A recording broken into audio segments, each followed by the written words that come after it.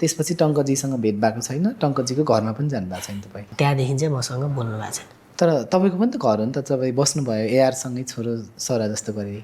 तपाईँले त्यहाँ घरमा गयो भने त नआइज भनेर कसैले भन्नुहुन्थ्यो र? होइन, जान्छु, म काममा बिजी भएर हो। मलाई जान के छ र, मलाई त्यहाँ ताला लगाएको छैन, केही गरेको छैन। ड्याडीले पनि बोलाइरहनुहुन्छ त, अहिले म पार्वतीको काममा छु नि त।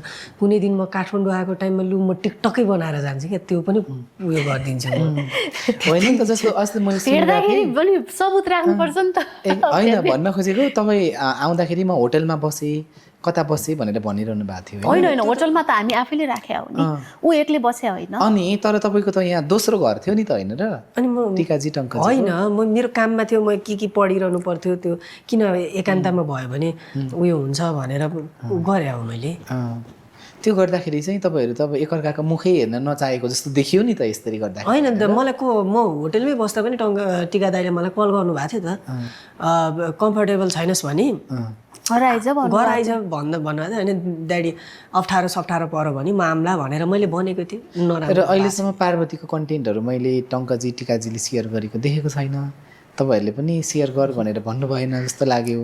अर्को कुरा चाहिँ इभेन्टहरूमा पनि तपाईँहरूले त्यो त होइन, त्यो चाहिँ मलाई मैले टिकाजीसँग भेट्दाखेरि पनि यो कुरा चाहिँ गरेँ, तपाईँको छोरा होइन त, होइन छोरा हो नि त, त्यस्तो भेट्दाखेरि माया देखाएको छ, यो छ। मैले मेरो फिल्मलाई प्लस पोइन्ट हुन्छ भनेर भनेको होइन।